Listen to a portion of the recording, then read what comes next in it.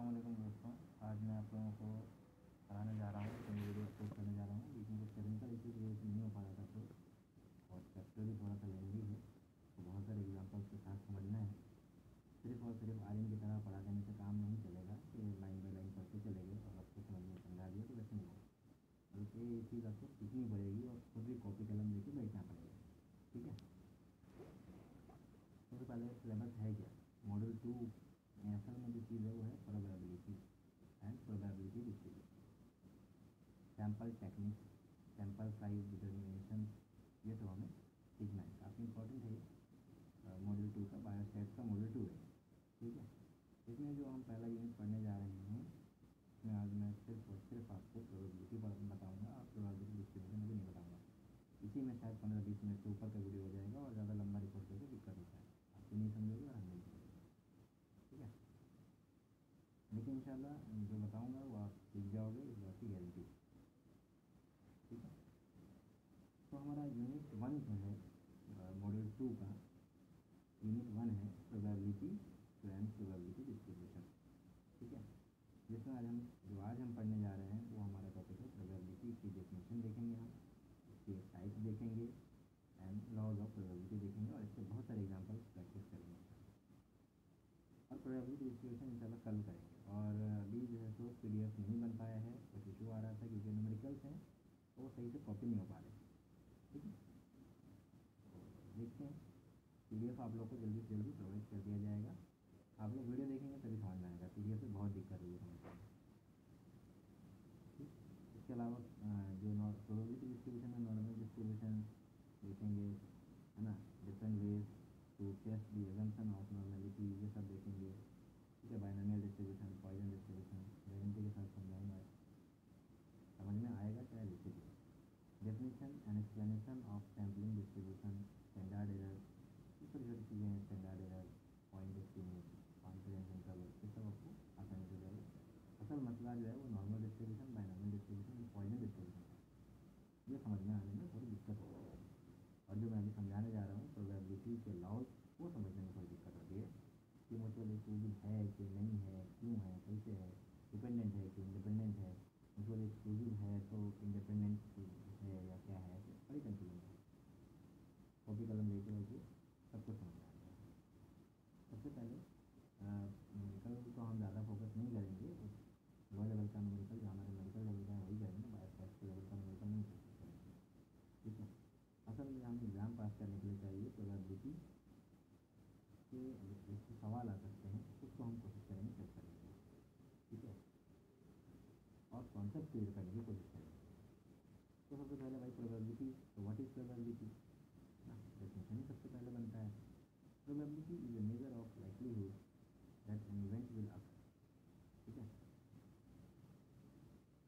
Simple याद रखना है, measure of the likelihood that an event will occur, कोई इवेंट होगा कि नहीं होगा। ठीक है, उसकी जो प्रोबेबिलिटी है, उसका जो मेज़र है, मैथमेटिकल मेजरमेंट है उसी को प्रोबेबिलिटी कहेंगे। और it's value, it is a value between 0 and 1, हमेशा 0 एंड 1 के बीच में आता है। 0 अगर आ रहा है तो ये इवेंट विल नॉट हैपन।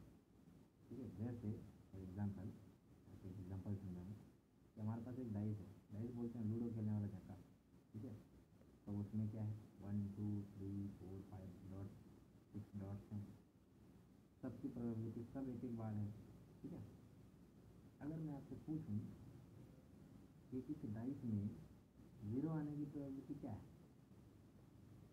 तो 0 तो एक भी नहीं है, तो इसका मतलब 0 आने की प्रोबेबिलिटी नहीं है। 7 या 8 आने की प्रोबेबिलिटी क्या है, कुछ भी नहीं, आ ही नहीं सकता। तो 0, इसकी प्रोबेबिलिटी 0 है। आगे मैं फॉर्मूला बताऊंगा या फिर यहीं पर आप देख लो formula, number of available output divided by total number of possible output. जैसे कि मैंने कहा आपसे 0 की प्रोबेबिलिटी निकालनी चाहिए। 0 आपका इवेंट है, P is for probability and A is event. तो आपको मैंने कहा कि 0 की प्रोबेबिलिटी निकालिए, तो नंबर ऑफ अवेलेबल आउटकम आपका 0 तो है ही नहीं उसमें, तो 0 हो गया। या फिर मैंने आपको कहा 7 या 8 की प्रोबेबिलिटी निकालिए, 10 की प्रोबेबिलिटी निकालिए, जो कि डाइस में है ही नहीं। तो इससे क्या हुआ कि आपका जो नंबर ऑफ अवेलेबल आउटकम है वो 0 है, वो आ ही नहीं सकता। टोटल आउटकम आप 6 मानिएगा, क्योंकि टोटल जो उसमें होते हैं वो 6 तक मैक्सिमम आप ले सकते हैं। तो टोटल आउटकम 6 है, आपका जो प्रोबेबल आउटकम है वो 0 है, तो आपका आंसर 0 आ जाएगा। नहीं समझ में आया आप हमको दोबारा आगे समझ सकते हैं, फिलहाल आगे बढ़ते हैं। 1 means that the event will definitely है, ठीक है। अगर प्रोबेबिलिटी आपकी 1 आ रही है, प्रोबेबिलिटी हमेशा 0 से 1 के बीच में, ठीक है, इसका वैल्यू 0 से 1 के बीच में। अगर प्रोबेबिलिटी 1 आ रही है, इसका मतलब है कि वो इवेंट डेफिनेटली होगा। फॉर एग्जांपल, अभी शायद आपको ना समझ आना, फिर भी आप सुनना, क्योंकि मैं आगे जब बताऊंगा तो उस समय आपको इसी स्टक करेगी दिमाग में। क्या, अगर मैं आपसे पूछूं कि एक सिक्का आप उछाल रहे हो और इसमें हेड और टेल आने की प्रोबेबिलिटी क्या है, दो इवेंट, एक हेड और एक टेल, तो probability of head and probability of tail आने की प्रोबेबिलिटी क्या है, ठीक है। ये एडिशन रूल में आप सीखोगे, तो मैं आपको फिर एग्जाम्पल बता दूँ। तो एक बार हेड आ सकता है, एक बार टेल आ सकता है, इस दोनों के अलावा कुछ नहीं आ सकता है। तो number of favourable outcome 2, number of total outcome obviously head and tail के अलावा कुछ है नहीं। तो 2/2 इज इक्वल टू 1 का मतलब है कि अगर हम सिक्का उछालेंगे तो हेड या टेल में से कुछ ना कुछ तो आ ही जाएगा, ठीक है। यानी कि इसका मतलब ये हुआ कि इवेंट विल डेफिनेटली हैपन, ठीक है। फॉर्मूला याद रखिए, चाहे हर हाल में याद रखिए formula, number of favourable outcome divide by total number of possible, ठीक है। एग्जाम्पल से भी बहुत सारा प्रैक्टिस करेंगे हम। अभी अगर ये एग्जाम्पल नहीं समझ में आए तो आप आगे बढ़िए, कोई दिक्कत की बात नहीं। थ्योरी के लिए आप ये चीज़ भी जानिए कि टाइप्स ऑफ प्रोबेबिलिटी क्या है। 1 is classical probability. Classical probability का मतलब ये हुआ कि based on equally likely outcome, जैसे कि हेड एंड टेल, इसका हो जाएंगे तो हेड भी आ सकता है, टेल भी आ सकता है, क्या है, इक्वली लाइकली, 50-50 चांसेस। तो ऐसे प्रोबेबिलिटी को हम क्लासिकल प्रोबेबिलिटी कहते हैं, ठीक है। यहाँ पे एग्जाम्पल क्या है, probability of getting head in a pair coin toss is half. इसका एग्जाम्पल है, जैसे मैंने आपको बताया। आपको क्या याद रखना है, क्लासिकल प्रोबेबिलिटी मतलब equally likely outcome, based on equally likely outcome, ठीक है, based on equally likely outcomes. अब बात करते हैं एम्पिरिकल प्रोबेबिलिटी को, जिसको हम एक्सपेरिमेंटल प्रोबेबिलिटी भी कहते हैं। एम्पिरिकल प्रोबेबिलिटी की बात करते हैं, जिसको हम एक्सपेरिमेंटल प्रोबेबिलिटी भी कहते हैं। प्रोबेबिलिटी बेस्ड ऑन एक्सपेरिमेंट और हिस्टोरिकल डेटा। एम्पिरिकल याद है, ठीक है, अदरवाइज एक्सपेरिमेंटल याद रहे तो आपका काम आसान हो गया। जब हम कोई एक्सपेरिमेंट कर रहे हैं, ठीक है, उसकी प्रोबेबिलिटी, जैसे एग्जांपल समझिए, if A factory finds that 5% of manufactured item are defective, the probability of a defect is 0.05%, ठीक है, 5/100। तो प्रोबेबिलिटी जो है वो ये है कि इतना प्रोडक्ट जो है वो उसका 0.05 जो है सो उसका डिफेक्ट हो सकता है उसके प्रोडक्ट में। Simple, this is experimental probability. एक होता है subjective probability, based on personal judgement, ठीक है, और इंस्टीट्यूशन, यानी कि हम अपना दिमाग लगा रहे हैं। ए डॉक्टर, इसका एग्जांपल देखिए, a doctor estimating a 70% chance of recovery for a patient, यानी कि एक डॉक्टर है जिसका 70% मरीज़ जो है वो क्या हो रहा है, ठीक हो रहा है। एक डॉक्टर है जिसका 70% मरीज़ ठीक हो रहा है, ठीक है। एक पर्सनल जजमेंट है, एक पर्सनल जजमेंट के बेस पर ये बताया जा रहा है, तो ये इसको कहते हैं सब्जेक्टिव प्रोबेबिलिटी, ठीक है। तो ये बहुत बेसिक सा डेफिनेशन है, इसको आपको समझना है। हम लोग एक्सपेरिमेंटल प्रोबेबिलिटी का यूज़ करेंगे जब हम लोग अपना स्टडी करेंगे। तो अब बहुत इंपॉर्टेंट चीज़ जिस पर हमें बहुत सारे न्यूमेरिकल सॉल्व करने हैं, वो है लॉज ऑफ प्रोबेबिलिटी। 2-3 लॉ हैं जिसमें 2 बड़ा इंपॉर्टेंट है, एडिशन एंड मल्टीप्लिकेशन लॉ। समझने की कोशिश करते हैं। एडिशन लॉ क्या है? एडिशन का मतलब जोड़ना, for union of events. 2 events हैं और आप उसको जोड़ रहे हैं, ठीक है। अभी तो आप एक की प्रोबेबिलिटी देख रहे थे, पी ए देख रहे थे, जिसमें ए कोई इवेंट है, अब आपको क्या कह रहे हैं कि ए भी इवेंट है और बी भी इवेंट है, यानी हेड और टेल एक साथ ले रहे हैं। जैसा कि मैंने आपको बताया था, एक एग्जांपल दिया था कि एक सिक्का हम उछाल रहे हैं और ए और बी की प्रोबेबिलिटी पूछ रहे हैं आपसे, तो 2/2 हो गया था। वही चीज़ यहाँ ये कहना चाह रहा है कि जब ए एंड बी दो इवेंट है, then A union B is equal to P A plus P B minus P into B. ये जो साइन है ये म्यूचुअली एक्सक्लूसिव का साइन है, यानी कि they can not occur together. तब उसमें हम क्या करेंगे, अगर वो म्यूचुअली एक्सक्लूसिव है तो फिर हम उसमें से, नहीं सॉरी, ये सिंपल फार्मूला था। ए एंड बी दो इवेंट हैं, सिंपल ये फार्मूला आपको लगाना है, बिल्कुल नहीं देखना है कि वो म्यूचुअली एक्सक्लूसिव है कि नहीं है, सिंपल ये फार्मूला आपको लगाना है। ठीक। दूसरी बात, अगर वो इवेंट म्यूचुअली एक्सक्लूसिव है, if A and B are event and mutually exclusive, या म्यूचुअली एक्सक्लूसिव मतलब they can not occur together, एक मर्द कभी औरत नहीं हो सकता और औरत मर्द नहीं हो सकता। ठीक है, तो ये ऐसे इवेंट हैं जो एक साथ नहीं हो सकते। जैसे जैसे कि एक बार अगर आप सिक्का उछालेंगे तो हेड और टेल दोनों एक साथ नहीं आ सकता, म्यूचुअली एक्सक्लूसिव है। ठीक है, अभी इंडिपेंडेंट डिपेंडेंट को छोड़िए, म्यूचुअली एक्सक्लूसिव समझ रहे हैं, यानी कि ए और बी जो है म्यूचुअली एक्सक्लूसिव है, यानी कि they can not occur together. ये लाइन याद रखिए, म्यूचुअली एक्सक्लूसिव मतलब they can not occur together. Then क्या करेंगे आप, simple A union B is equal to probability of A plus probability of B. ठीक, अगर म्यूचुअली एक्सक्लूसिव है तो, अदरवाइज अगर म्यूचुअली एक्सक्लूसिव नहीं है तो ये वाला फार्मूला आप लगाएंगे ऊपर वाला, जिसमें हम माइनस कर रहे हैं पी ए, और ये जो उल्टा आपको यू दिख रहा है ना, यूनियन वाला साइन उल्टा, वो क्या है, ए इंटू बी है। ठीक है, probability of A into B bracket में। अभी हम नीचे प्रैक्टिस करेंगे तो समझ में आ जाएगा, फिलहाल आप फार्मूला को अच्छे से देख लीजिए। म्यूचुअली एक्सक्लूसिव समझ में आ जाएगा तो आधा काम आपका ऐसे ही हो जाएगा। नहीं समझ में आएगा म्यूचुअली एक्सक्लूसिव, फार्मूला लगाने में बहुत दिक्कत आएगी। ठीक है, एक लाइन अगर रट लिया आपने कि म्यूचुअली एक्सक्लूसिव मतलब they can not occur together, आपका बात खत्म हो जाएगा यहीं पे। बहुत आसानी से आप एडिशन लॉ लगा लोगे। एडिशन लॉ कब लगेगा, जब दो इवेंट को हम यूनियन करेंगे, जोड़ेंगे तब। ठीक है, दो इवेंट को हम जोड़ेंगे तब। अगर एक ही इवेंट का निकालना है तब तो सिंपल है ना। लेकिन अगर दो इवेंट की प्रोबेबिलिटी को अगर हमें जोड़ना है तो दोनों इवेंट का प्रोबेबिलिटी हमें निकाल करके उसको जोड़ना पड़ेगा। ठीक है, अगर आपसे पूछा जाए हेड एंड टेल दोनों की प्रोबेबिलिटी बताइए क्या है एक सिक्के में आने की, तो आप probability of head plus probability of tail करोगे। नीचे एग्जांपल आएगा फिर भी मैं बता दे रहा हूँ। प्रोबेबिलिटी ऑफ हेड करोगे प्लस प्रोबेबिलिटी ऑफ टेल करोगे, और क्या दोनों एक साथ आ सकता है, नहीं आ सकता है। तो सिंपल आपको माइनस कुछ भी नहीं करना है, minus P A into B का कोई चीज़ नहीं लगाना है आपको। ठीक है, अभी हम नीचे प्रैक्टिस करेंगे, टेंशन की बात नहीं है।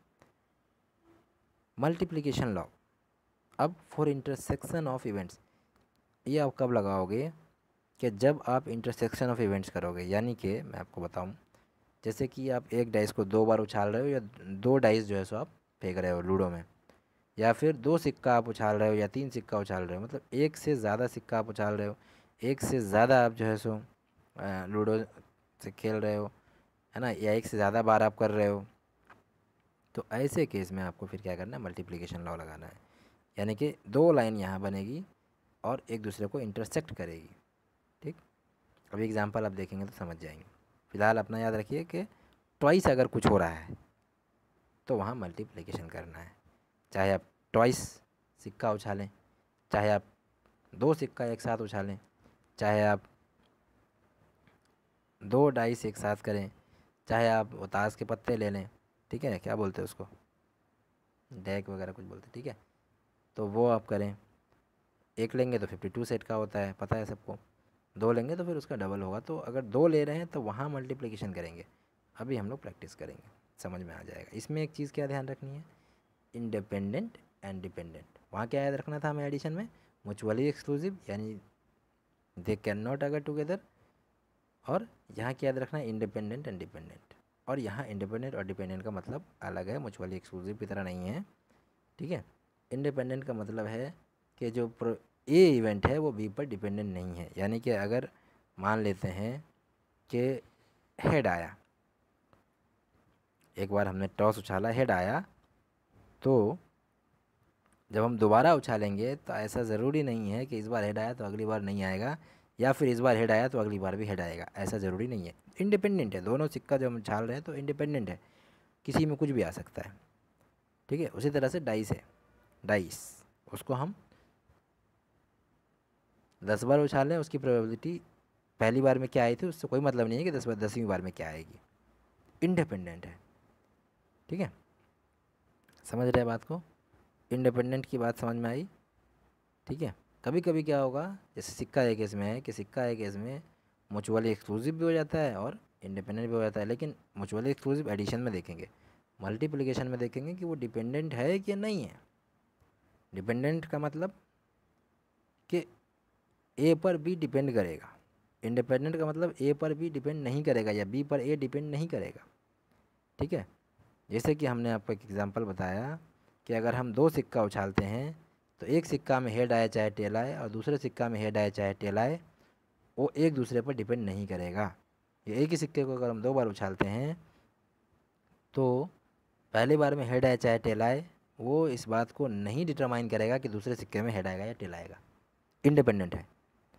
अगर इतना से भी नहीं समझ में आ रहा है फिर आप मेरे पास आके समझ सकते हैं, कोई टेंशन की बात नहीं है। ठीक है, क्योंकि वो कभी कभी क्या है कि है चीज़ें थोड़ी सी कॉम्प्लिकेटेड है ना, कई बार कॉपी पेन पे समझाना पड़ता है, but still I am trying my best. If A and B are dependent, अगर इंडिपेंडेंट है तो सिंपल क्या करेंगे, P A union B is equal to, sorry A multiplication B, ये उल्टा साइन जो है ये मल्टीप्लिकेशन का है, A multiplication B is equal to probability of A into probability of B. Very simple, independent है, जैसे कि म्यूचुअली एक्सक्लूसिव होता था तो क्या करते थे, सीधे जोड़ देते थे, माइनस माइनस नहीं करते थे ना। तो वैसे यहाँ पे भी हमने क्या किया, म्यूचुअली एक्सक्लूसिव है, सीधे जोड़ दिया, बात खत्म, है ना, सीधी बात, नो बकवास। म्यूचुअल इंडिपेंडेंट है, सीधा मल्टीप्लाई कर दिया। ठीक है, मल्टीप्लाई कर दिया, ठीक, P A multiplication B is equal to P A into P B, where P is the probability, A and B are independent events. ठीक, आप चलिए मानते हैं कि ए एंड बी डिपेंडेंट है, डिपेंडेंट का भी एग्जांपल मैं आपको बताऊंगा। ठीक है, कि ए और बी क्या है, डिपेंडेंट है। फॉर एग्जांपल, अभी आप कंफ्यूज हो जाओगे, चलो नीचे बताएंगे। अभी आप जानो कि ए जो है बी पे डिपेंडेंट, मतलब कि एक बार अगर आपने ए को निकाला तो अगली बार जो रिज़ल्ट आने वाला है वो उस पर डिपेंड करेगा कि अभी आपने निकाल लिया है जो। ठीक है, ये इसका बॉल के एग्जांपल समझाएंगे, अभी आप कंफ्यूज हो जाओगे इसलिए बॉल नहीं समझा रहे, नीचे समझाएंगे। देन फार्मूला क्या लगाना है, अगर डिपेंडेंट है, ए एंड बी 2 इवेंट है और उसकी प्रोबेबिलिटी निकालनी है और दोनों डिपेंडेंट है, तो ऐसे कंडीशन में पी ए इंटू बी जो है वो क्या होगा, P A into P B by A या बी स्लैश ए। ठीक है, इसका क्या मतलब हुआ भाई, पी है तो ठीक है, प्रोबेबिलिटी ऑफ ए, आसानी हो गया, लेकिन पी बी बाई ए जो है ये क्या है, फंस गए। तो पी बी बाई ए जो है is the probability of B occurring given that A has already occurred. For example, madam ने एक प्रैक्टिस करवाया था, जब एक बॉल मैम ने निकाला था और उसमें लिख दिया था कि बॉल को हम वहाँ पर वापस नहीं रख रहे। ठीक है, लाल बॉल था, 3 लाल बॉल, 7 काले बॉल, और उसमें से हमने एक लाल बॉल निकाला, 7, चलिए लाल बॉल को हम मान लेते हैं कि ए है और काले बॉल को मान लेते हैं कि बी है। ठीक है, B for black, A for red suppose. तो अब दोनों की 2 बॉल हैं, अब दोनों को हमने क्या किया, प्रोबेबिलिटी निकालना है। एक बार में हमने निकाला तो प्रोबेबिलिटी ऑफ ए हमारा जो था वो आ गया, इनटू पी बी बाई ए होगा, यानी कि बी की प्रोबेबिलिटी जब ए ऑलरेडी हो गया, एक ए हमने तो निकाल लिया, लाल बॉल हमने निकाल लिया। ठीक है, इसका नीचे एग्जांपल के साथ हम समझेंगे, बहुत अच्छे समझ में आएगा। फिलहाल आप फार्मूला याद रखो, B by A, B by A का मतलब ये प्रोबेबिलिटी बी की है जहाँ पर ए ऑलरेडी हो चुका है।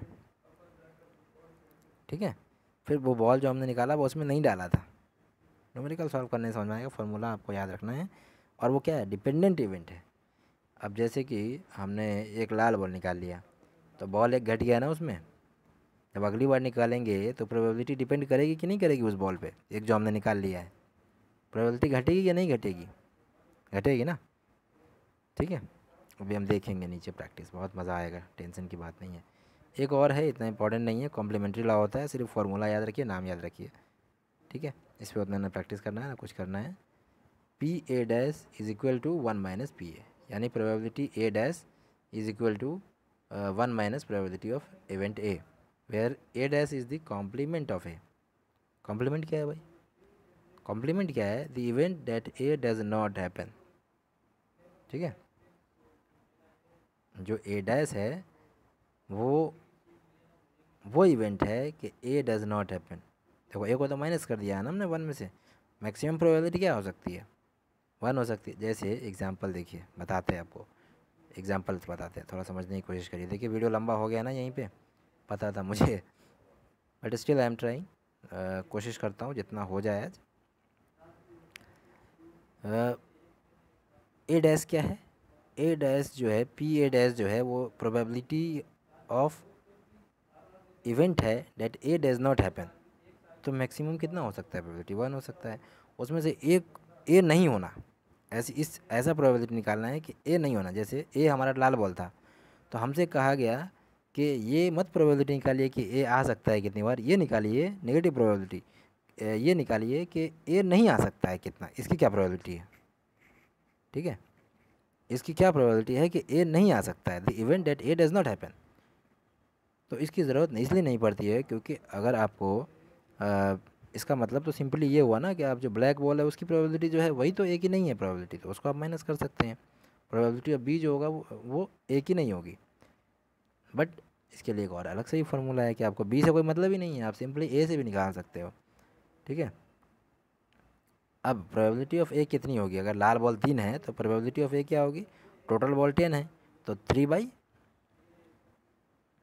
कैलकुलेशन मुश्किल होगा but still try it on your copy, 3/10। Total ball 10 है, ए की प्रोबेबिलिटी यानी कि रेड बॉल की प्रोबेबिलिटी 3 है, तो 3/10। 1 माइनस 3/10 इज इक्वल टू, अगर आप 10 करो तो माइनस इतना कितना होगा?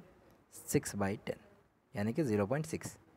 ये इसकी प्रोबेबिलिटी है। कॉम्प्लीमेंट्री लॉ बोलते हैं इसको, बट मेन फोकस हमारा एडिशन एंड मल्टीप्लिकेशन लॉ पे होगा। कॉम्प्लीमेंट्री लॉ नहीं देखना है उतना, बस आप याद रखो, फॉर्मूला याद रखो और समझ के रखो है क्या, ठीक है। चलिए अब आया प्रैक्टिस का टाइम, अब मज़ा तो अब आएगा। चलिए प्रोबेबिलिटी विथ एग्जांपल्स। चलिए सबसे पहला एग्जांपल, क्वेश्चन लीजिए, कॉपी पेन रेडी है। रोलिंग ए डाई, आपने एक डाई को रोल किया है ना, चक्का लूडो वाला, आपने इसको रोल किया। If you roll a fair 6 sided die, है ना, बेईमानी वाला नहीं बल्कि एक सीधा साधा अच्छा सा जो रियल में होता है, वो आपने 6 साइडेड डाई को लिया। पूछ रहा है आपसे what is the probability of getting a 4। 4 आने की, जो 4 डॉट डॉट आते हैं ना, 4 नंबर नहीं पूछा है ये, 4 डॉट डॉट जो उस पर आता है उसके आने की प्रोबेबिलिटी क्या है? अब आप बताइए, हमारे पास फॉर्मूला क्या है? टोटल पॉसिबल आउटकम्स 1 2 3 4 5 6, यही तो है। तो टोटल आउटकम कितने हुए? 6। फेवरेबल आउटकम, अगर आप एक बार लूडो खेल रहे हैं, आपने लूडो खेला होगा, आपको आइडिया होगा, तो अगर आप लूडो खेल रहे हैं तो उसमें आप, अगर एक बार आपकी चांस आए, आपने खेला, तो 4 आने की प्रोबेबिलिटी क्या है? एक बार अगर आप कर रहे हैं, या छक्का आने की प्रोबेबिलिटी क्या है, या इसमें से कोई भी एक नंबर आने की प्रोबेबिलिटी क्या है? ओनली 1। या तो आपको एक बार में 1 आएगा, 2 गोटी चलोगे, या तो 3 आएगा, 3 गोटी चलोगे, या तो 4 आएगा तो 4 गोटी चलोगे, यही तो है। तो हमसे 4 पूछा, आपसे कुछ ही पूछ सकता है। हम भैया सिंपल फार्मूला लगाएंगे, probability of 4 is the number of favourable outcome by total outcome. Favourable outcome is only 1, तो टोटल आउटकम 6 है, तो 1/6 इज़ द प्रोबेबिलिटी। सिंपल, ठीक है। अब आइए एग्जाम्पल 2 पे, बहुत अच्छा एग्जाम्पल है ये भी। ड्राइंग ए रेड बॉल, अभी आसान आसान एग्जाम्पल है, परेशान नहीं होना है, ठीक है। बड़े बड़े भी आएंगे, सीधा सीधी बड़े बड़े एग्जाम्पल पे नहीं जा रहे हैं, अभी है टाइम है, पढ़ेंगे इंशाल्लाह। ड्राइंग ए रेड बॉल, अगर आप एक रेड बॉल ड्रॉ करते हो, ठीक है, बॉल वाला भी देख लेते हैं। 3-4 फिक्स हैं, बॉल वाला, डाइस वाला और सिक्का वाला, और ये कार्ड डेक वाला, ये सब, बस यही सब सीखना है। ए बैग कंटेन 3 रेड बॉल, एक बैग में 3 ठो लाल बॉल है, 4 ठो ब्लू बॉल है और 3 ठो ग्रीन बॉल है, ठीक है।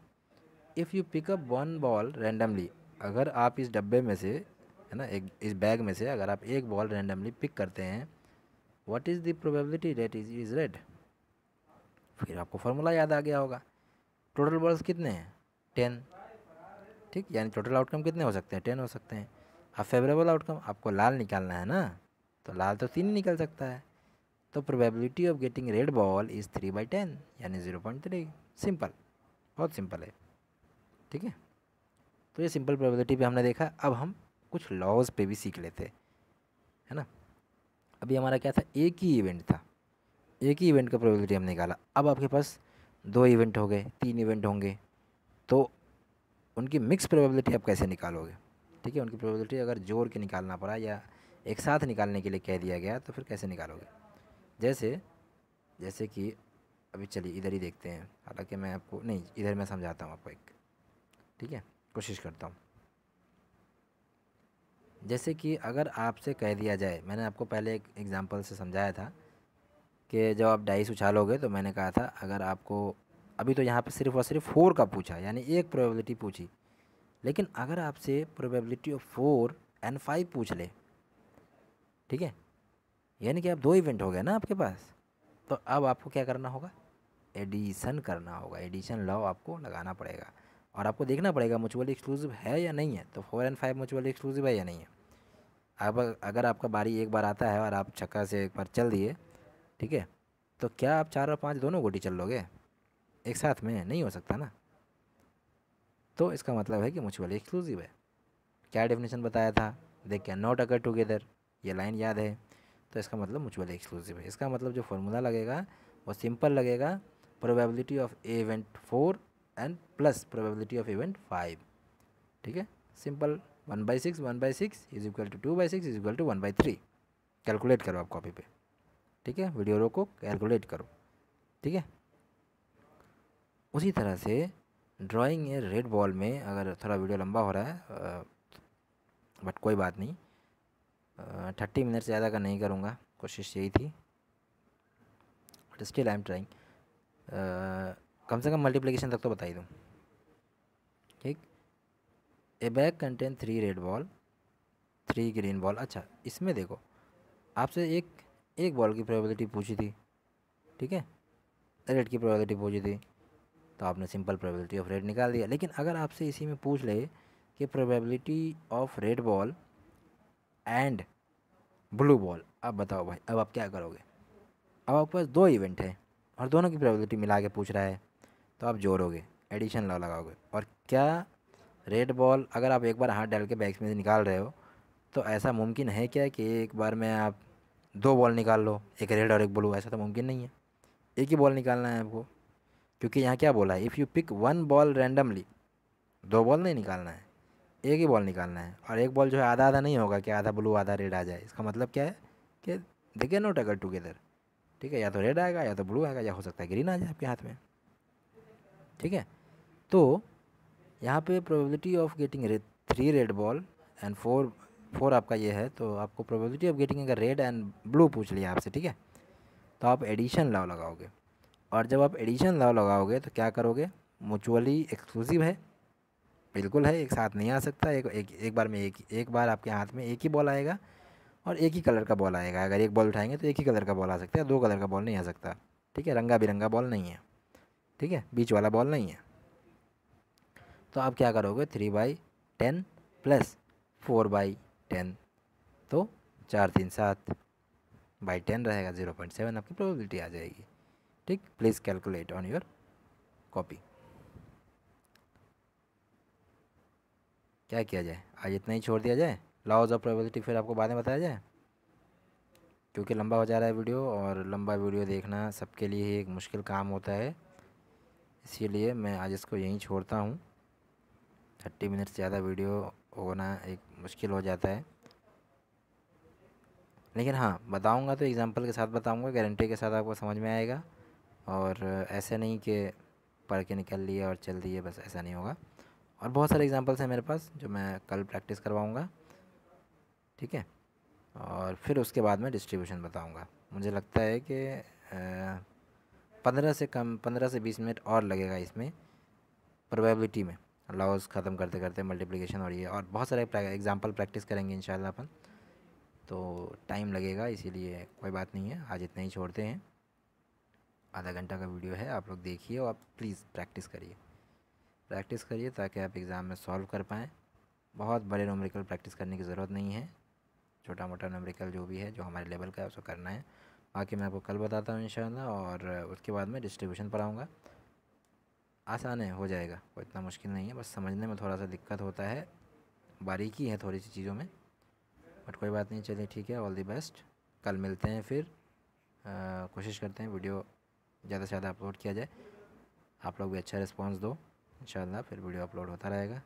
जज़ाकल्लाह खैर, अस्सलाम वालेकुम।